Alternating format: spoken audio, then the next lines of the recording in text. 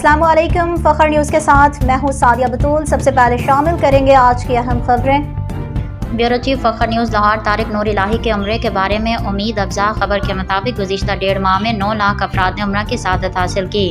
ان میں سب سے زیادہ تعداد 2 لاکھ پاکستانی کی ہے۔ سعودی وزارت حج و عمرہ کی جانب سے لیٹسٹ اعداد و شمار کے مطابق مملکت پاکستان کو یہ انفرادیت حاصل ہوئی ہے کہ سب سے زیادہ معتمرین پاکستان سے آئے ہیں۔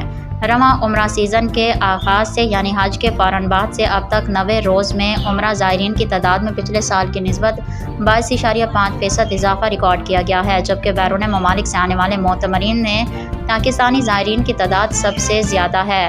وزارت کے مطابق رواں سال حج کے اختتام کے بعد عمرہ سیزن کا باقاعدہ آغاز 15 ذوالحج 1448 ہجری سے ہوا تھا۔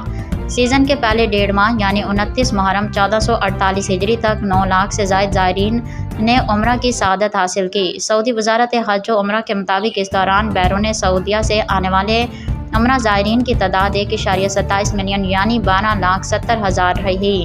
امید کی جانی چاہیے کہ زیارت حرمین شریفین کی طرف جانے کے رجحان میں دن بدن اضافہ انشاءاللہ پاکستانی معاشرے میں بھی خیر و برکت کا باعث ہوگا۔ مزید خبروں اور اپڈیٹس کے لیے دیکھتے رہیے فخر نیوز HD۔